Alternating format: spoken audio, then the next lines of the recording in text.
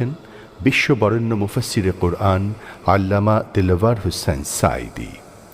শব্দধারণ Mahsin sound system. দর্শক, তাফসির মাহফিল CHP চ্যানেলে এখন দেখবেন তৃতীয় দিনের আলোচনা।